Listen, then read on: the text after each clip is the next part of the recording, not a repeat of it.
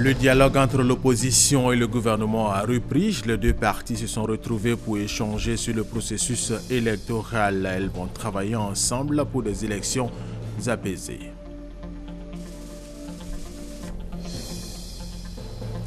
La liste définitive des candidats à l'élection présidentielle du 25 octobre prochain a été publiée après-midi. Sur 33 dossiers de candidature transmis au Conseil constitutionnel par la Commission électorale indépendante, 10 candidats ont été retenus. Nous allons les découvrir dans cette édition. La crise des migrants se poursuit en Europe. L'Allemagne a enregistré 450 000 nouveaux réfugiés depuis le début de l'année.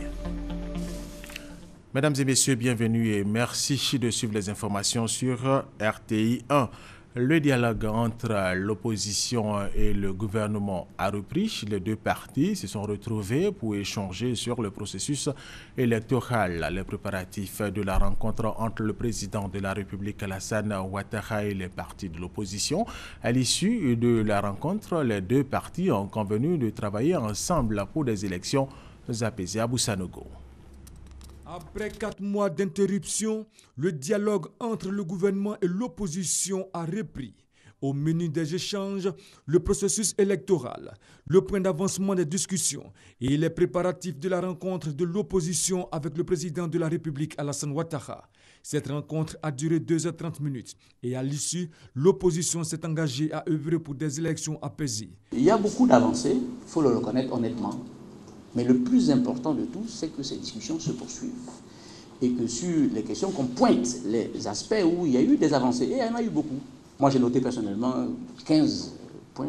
Le CPD s'est passé comme toujours dans des conditions de convivialité, de franchise, d'élégance, ce qui est important en politique désormais.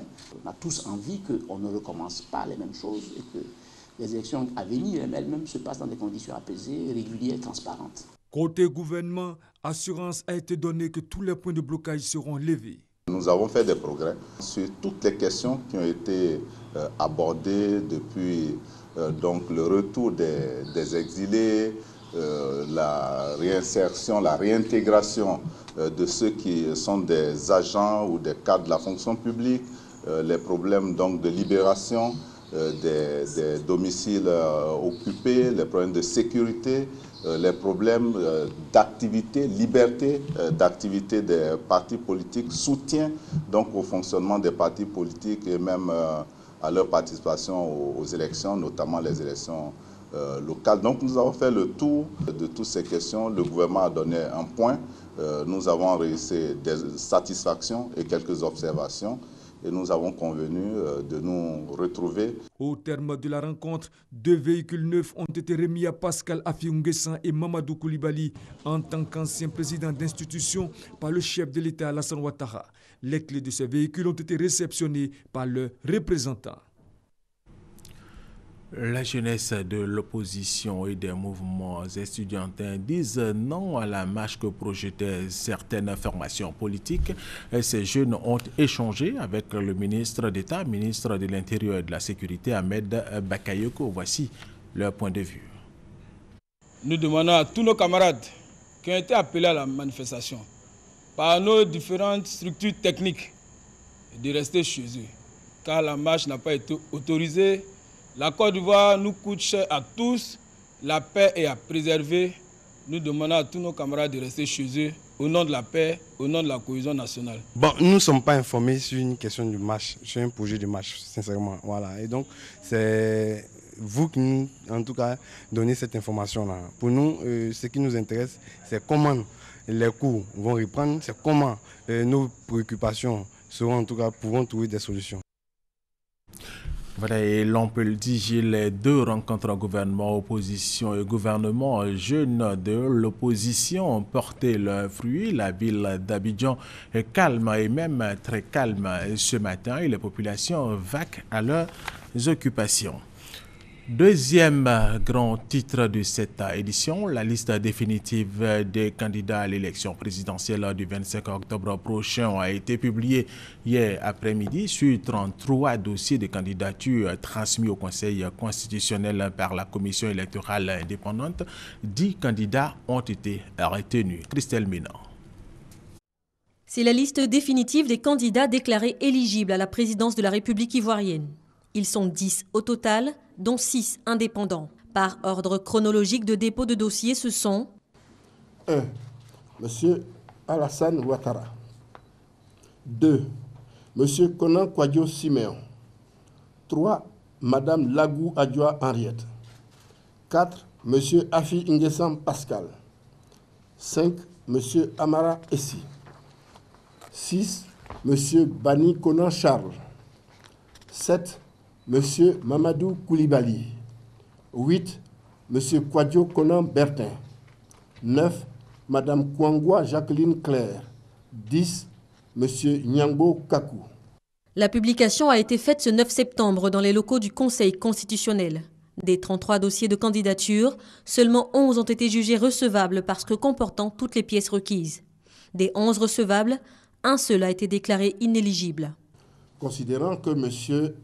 Adama Ouattara, né le 26 avril 1963 à Bingerville et se disant gendarme à la retraite, a déposé le 18 août 2015 à la Commission électorale indépendante son dossier de candidature à l'élection du président de la République. Considérant cependant qu'il ressort de l'instruction du dit dossier par le Conseil constitutionnel que le candidat Adama Ouattara, alors gendarme de son État, avait été déclaré déserteur et radié des effectifs de la gendarmerie en 2010, qu'il s'ensuit qu'il n'est pas de bonne moralité et d'une grande probité, qu'il a donc lieu de les déclarer inéligibles et de ne pas inscrire ses noms et prénoms sur la liste définitive des candidats. La publication de la liste définitive par le Conseil constitutionnel marque le début d'une autre phase très attendue de cette élection présidentielle. La campagne électorale, prévue durer du 9 au 23 octobre 2015. La date de l'élection présidentielle est prévue pour le 25 octobre prochain. Christelle Menon, et conseil des ministres présidé par le président de la République Alassane Ouattara s'est tenu hier mercredi au palais présidentiel. Des projets de loi relatifs au foncier rural et des décrets concernant l'organisation de l'élection présidentielle du 25 octobre ont été adoptés à Ouattouré. La campagne électorale de la présidentielle du 25 octobre va se dérouler du 9 au 23 octobre 2015. Le gouvernement a adopté au cours du Conseil des ministres de ce mercredi 9 septembre 8 projets de décrets relatifs à l'organisation de l'élection présidentielle en application de la loi électorale. Le premier décret fixe les modalités de vote des Ivoiriens de l'étranger. Ce décret traite des dispositions particulières, donc relatives au vote de nos compatriotes vivant à l'étranger. Il détermine notamment le lieu de déroulement du scrutin, ainsi que le mode de désignation des membres des bureaux de vote. Il précise, dans le cadre de l'élection du président de la République, que les Ivoiriens de l'étranger exercent leur droit de vote dans les représentations diplomatiques ou consulaires de la Côte d'Ivoire. Il reconnaît néanmoins à la Commission électorale indépendante, donc à la CEI, la possibilité de créer des lieux et bureaux de vote en dehors des représentations diplomatiques ou consulaires, mais en accord avec le pays d'accueil. Ce décret prescrit également que le scrutin a lieu le même jour, aussi bien en Côte d'Ivoire qu'à l'étranger. Toutefois, la CEI pourra préciser pour chaque pays retenu l'heure d'ouverture et l'heure de clôture du scrutin, en tenant bien sûr compte du décalage horaire. Le deuxième décret porte organisation, fonctionnement des bureaux de vote.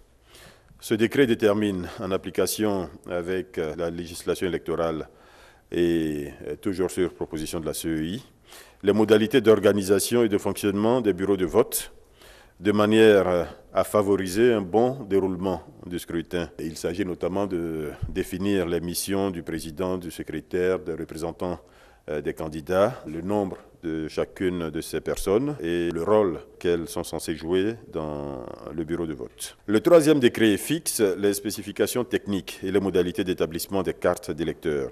Il s'agit en particulier de la couleur, du format, des éléments de sécurisation de la carte d'électeur de façon à ce qu'il n'y ait pas de problème le jour du vote. Le quatrième décret porte définition des spécifications techniques des matériels et documents électoraux et détermine le nombre des affiches et des bulletins de vote. Ces spécifications doivent obéir un certain nombre de spécifications techniques qui sont ou dans la loi ou dans les textes qui régissent les élections. Il s'agit notamment des urnes, des isoloirs, des bulletins de vote, des feuilles de pointage des résultats qui doivent être conformes évidemment à la loi pour être prises en compte. Le 5e décret fixe les conditions d'établissement de la liste des imprimeurs agréés pour l'impression des documents électoraux. Donc toute entreprise d'imprimerie peut solliciter l'agrément de la CEI pour l'impression des documents électoraux sous réserve de certaines conditions fixées en application de la législation électorale nationale. Le 6e décret fixe la durée de la campagne électorale pour l'élection du président de la République. En application de la législation électorale nationale et sur proposition de la Commission électorale indépendante, CEI, ce décret fixe à 15 jours la durée de la campagne électorale en vue du premier tour de l'élection du président de la République du dimanche 25 octobre 2015. Ainsi, la date d'ouverture de la campagne électorale est fixée au vendredi 9 octobre 2015 à 0 heure et la date de clôture est fixée au vendredi 23 octobre 2015 à minuit. Le 7e décret fixe les modalités d'accès aux organes officiels de presse des candidats à l'élection du président de la République. Cela en application de la législation électorale. Ce décret donc fixe le principe de l'égal accès et du traitement équitable de tous les candidats aux organes officiels de presse écrite et audiovisuelle. Ainsi, à compter de l'ouverture de la campagne, c'est-à-dire le vendredi 9 octobre à 0 heure, jusqu'à la veille du scrutin, le principe d'égalité entre les candidats devrait être respecté dans les émissions et publications consacrées à la campagne électorale. Le Conseil national de la presse et la Haute Autorité pour la communication audiovisuelle, donc la HACA, veilleront à l'application de ce principe dans les organes officiels de presse écrite et de presse audiovisuelle. Le 8e décret porte réquisition de fonctionnaires, agents de l'État et assimilés pour les élections. Cela également en application de la loi numéro 63-4 du 17 janvier 63 relative à l'utilisation des personnes en vue de la promotion économique et sociale de la nation et sur proposition de la Commission électorale indépendante. Ce décret rend obligatoire la participation des fonctionnaires, agents de l'État et assimilés à l'exécution des opérations électorales. Au titre des communications, la rentrée scolaire 2015-2016 est fixée au 21 septembre. Cette rentrée va concerner cette année 5 049 496 élèves, dont 3 514 686 élèves dans le primaire et dans le préscolaire. Pour cette année scolaire, l'État met à disposition 3 485 salles de classe nouvelles et 82 collèges. Les inscriptions pour les enfants entrant au cours préparatoire première année, donc CP1, s'effectueront du mercredi 9 au vendredi 18 septembre 2015. Le gouvernement entend par ailleurs apporter une solution durable à la cohabitation conflictuelle entre agriculteurs et éleveurs. Et sachez qu'il faut verser 20 millions de francs CFA de caution pour être candidat à l'élection présidentielle ivoirienne. Pourquoi 20 millions? La réponse avec Salimata Dia et Sylvie Touré. Au nombre des conditions d'éligibilité à la présidentielle, le cautionnement de 20 millions de francs CFA a versé au Trésor public. Cette exigence est inscrite à l'article 55 du Code électoral. Ce critère est apparu avec le multipartisme à l'orée des années 90. Une initiative du gouvernement d'alors soumise au Parlement pour lui donner valeur de loi. Et Djampan Boatimele était député à cette époque. Il avait pris part aux travaux. Il y a deux modes de tri. Le premier mode, c'est de recourir à des candidatures de personnalités élues ou responsables locaux. Et il y a le mode du cautionnement. Nous n'avions pas le choix, puisque nous venions juste d'entrer en multipartisme. Choisir les élus ou les personnalités, c'était compliqué. Et donc, il fallait recourir aux cautions. Si le principe du cautionnement est vite acquis, le montant à verser par contre fera l'objet de vives discussions entre les parlementaires. C'est là que le débat s'est produit. Pourquoi tel montant? Parce qu'on veut empêcher les nouveaux responsables politiques qui n'ont pas beaucoup de moyens de se présenter. Mais ça va au-delà de cela. L'élection présidentielle étant une chose importante pour un pays, il fallait éviter qu'il n'y ait trop de candidatures fantaisistes. Et donc on a fixé à 20 millions. La majorité l'a emporté. Certains pays de la sous-région emboîteront le pas à la Côte d'Ivoire et opteront pour le cautionnement. En Guinée et au Sénégal, il est de 65 millions de francs CFA, au Burkina Faso 25 millions, au Togo 20 millions et au Mali 10 millions de francs CFA. Faut-il, oui ou non, revoir à la hausse le cautionnement en Côte d'Ivoire? La question divise les Abidjanais. Moi, il faut même augmenter pour que les gens savent que les élections, ce n'est pas de l'amusement, c'est du sérieux. Et qu'il faut avoir quelque chose à proposer pour pouvoir se présenter à une élection. Pour quelqu'un qui veut être président de ce pays, un pays comme la Côte d'Ivoire, 20 millions, il doit dépenser la somme de 20 millions. Et même s'il faut aller au-delà des 20 millions. Parce que vous dirigez un pays comme la Côte d'Ivoire, il faut avoir le minimum, même si tu n'as pas le maximum. 20 millions, c'est trop. Parce qu'il y a beaucoup de personnes qui veulent être candidats, mais quand ils regardent le montant, c'est beaucoup élevé. Donc là, ils ne peuvent pas être candidats aussi. Pour l'échéance d'octobre prochain, seulement la moitié des 33 candidats déclarés a pu s'acquitter de la caution. Du 9 au 23 octobre, les 10 candidats retenus pour le scrutin présidentiel seront en campagne pour inviter les populations ivoiriennes à les choisir. Des Ivoiriens, justement, se prononcent sur le ton de cette campagne électorale. Nous les écoutons. Cette élection, il faut que ça soit une campagne apaisée, qu'il soit des candidats à un niveau supérieur. Ça veut dire qu'il ne faudrait pas qu'ils s'insultent. Il faut qu'il y ait des programmes qui peuvent servir la population. Des campagnes où vraiment les gens mettent l'accent sur le projet de société, des projets pour les plus défavorisés, comme les petits commerces, l'auto-emploi par exemple. Pour ma part, je souhaiterais que les hommes politiques, les dirigeants, interpellent leurs militants afin qu'ils fassent preuve de calme et que le pays ne retombe pas dans le chaos que nous avons connu récemment. Je souhaiterais qu'on ait des campagnes civilisées.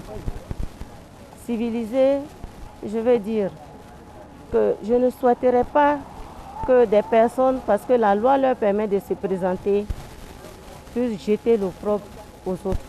Donc je souhaiterais que tout un chacun fasse sa campagne, mais sans insulter qui que ce soit. Il y va de l'éducation de nos enfants. La direction régionale de campagne du RHDP dans la commune de Cocody a été investie hier mercredi soir ici même à Cocody. Amadou Gon Koulibaly, directeur national de campagne, a exhorté l'équipe à l'unité et à la discipline. Alexis Ouedraogo pour RTI 1. Les 10 candidats à l'élection présidentielle sont désormais connus. Parmi eux, Alassane Ouattara, candidat du RHDP. Avant le top départ de la campagne électorale, 6 hommes prennent leur marque sur le terrain. Mercredi, à la maison du PDCI, Afoussiata Bombalamine et Ngouan Mathias ont été investis en qualité de directeurs régionaux de campagne. Cocody doit être à la pointe du combat pour la réélection du président Alassane Ouattara dès le premier tour avec une écrasante majorité. Allez partout. Dites à tous que le candidat du RHDP est le meilleur. Procédant à l'investiture, Amadou Gon Koulibaly a exhorté Cocody, berceau du RHDP, à l'unité. Le RHDP est une réalité à Cocody. Vous devez élaborer une stratégie de mobilisation et une stratégie de campagne efficace, porte à porte, etc., adaptée à Cocody.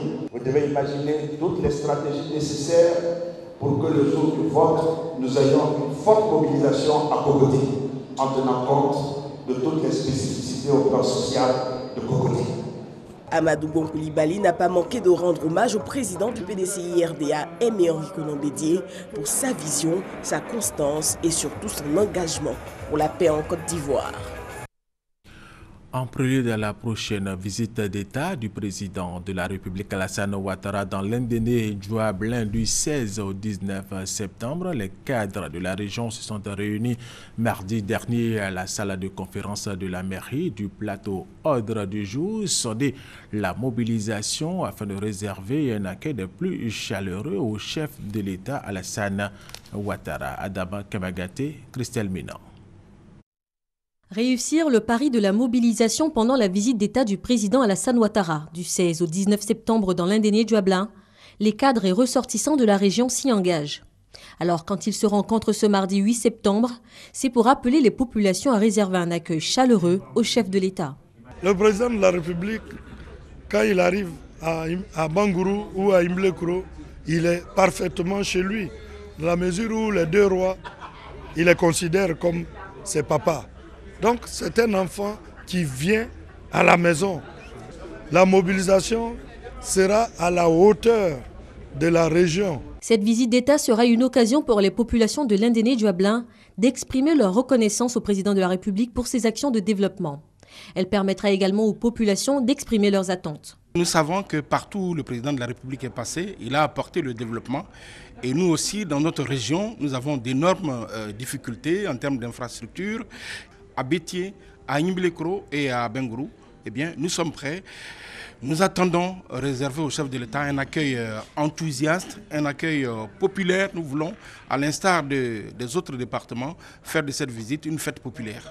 C'est toute une région, debout comme un seul homme, qui va accueillir son président pour lui dire que les actions qu'il est en train d'entreprendre sont des actions que nous suivons de près, que nous sommes prêts à l'accompagner et à lui donner un plébiscite. Les populations de l'Indéné Djouablin attendent ainsi avec impatience le couple présidentiel le 16 septembre à Bengourou pour le Conseil des ministres. La visite d'État, quant à elle, débutera le 17 septembre à Nibelekro et se poursuivra le 18 à Bétié. Elle connaîtra son apothéose au stade Henri Konan Bédié d'à Bengourou avec le meeting de clôture le 19 septembre 2015. Tout à fait autre chose, une agence de RTI Publicité est désormais à la disposition du grand public dans la commune du Plateau à la radiodiffusion. Il s'agit pour la RTI de se rapprocher beaucoup plus des annonceurs et d'être plus efficace dans ses activités commerciales. Cette agence a été inaugurée hier, mercredi. La part de l'État ivoirien dans le capital de la société ivoirienne de banque SIB est officiellement passée de 49% à 10%. Le mardi dernier, la cession de 39% a permis au gouvernement ivoirien d'empocher 33 milliards de francs CFA. Adama Kodé. Le chèque que tient le ministre en charge de l'économie et des finances, Niali Kaba, pèse 33 milliards de francs CFA. Il est libellé au nom de l'État de Côte d'Ivoire.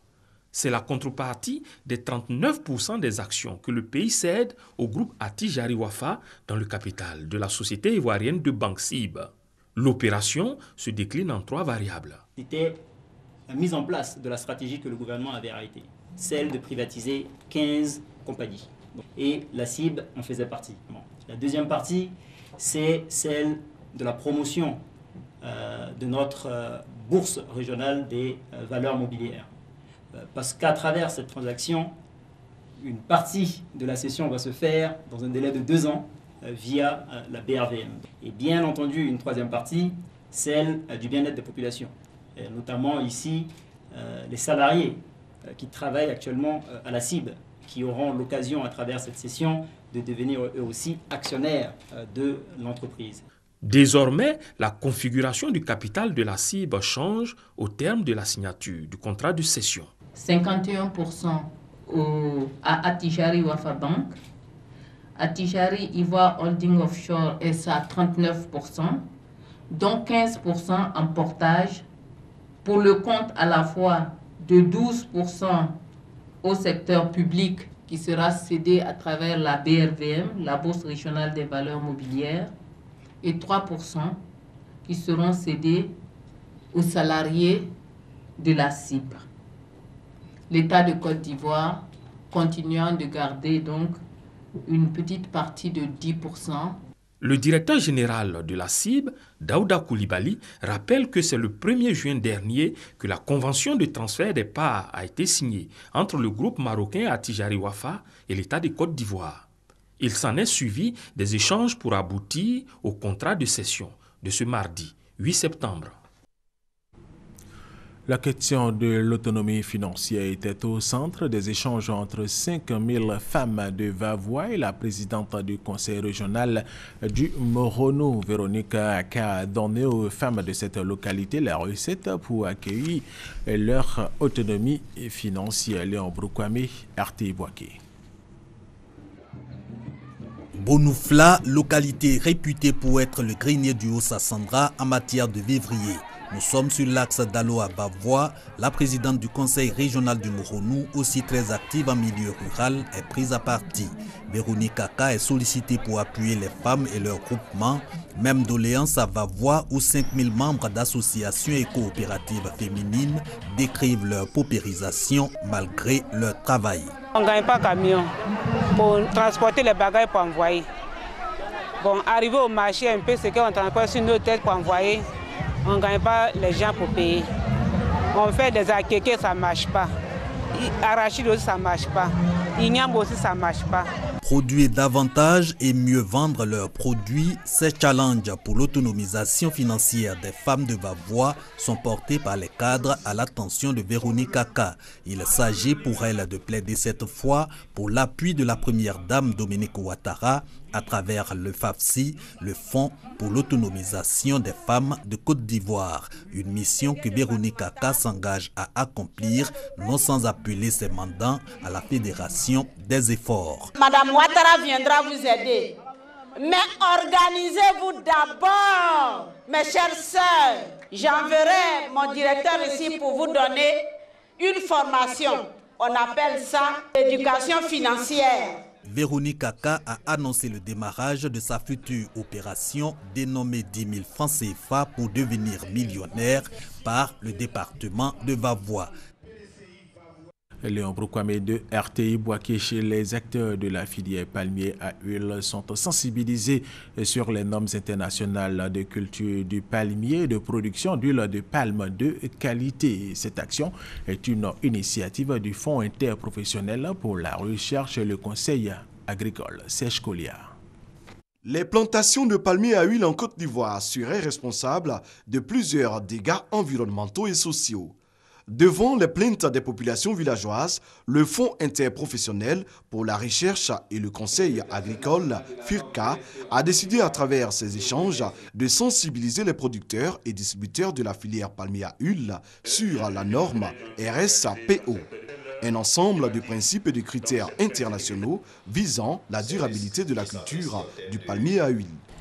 La norme RSPO consiste à s'engager volontairement dans un processus de certification qui garantit la prise en compte de tous les aspects liés à la protection de l'environnement, à la protection des droits sociaux, moraux et d'éthique des populations et s'assurer que l'huile de palme qui est fournie sur le marché mondial pour la consommation est une huile de palme responsable et respectueuse de l'environnement et des droits de l'homme. Les producteurs et distributeurs membres de l'association interprofessionnelle de la filière palmier à huile AIPH disent être engagés dans le processus de protection de l'environnement. Il est important de produire de l'huile de palme qui prenne en compte les exigences sur le plan environnemental, sur le plan social, sur le plan économique. Le palmier occupe la 4e place dans l'économie ivoirienne avec une production d'1 798 000 tonnes en 2014 pour 420 000 tonnes d'huile de palme. En vue de permettre à un grand nombre d'élèves de participer à l'inscription en ligne, la direction des stratégies de la planification et des statistiques du ministère de l'Éducation nationale a animé un point presse hier mercredi. Au cours de ce point presse, le directeur des stratégies a annoncé la prorogation de la date de l'inscription en ligne pour le 18 septembre 2015 à minuit. Le village de Grand Alépé était en fête le samedi dernier à l'occasion du 15e anniversaire de la danse de réjouissance Bichomlin exécutée par les femmes de la génération Nyando de cette localité. Voyons les images, les sons avec Sèche Colliard. Les femmes de la génération Nyando célèbrent le 15e anniversaire de la danse de réjouissance Bichomé.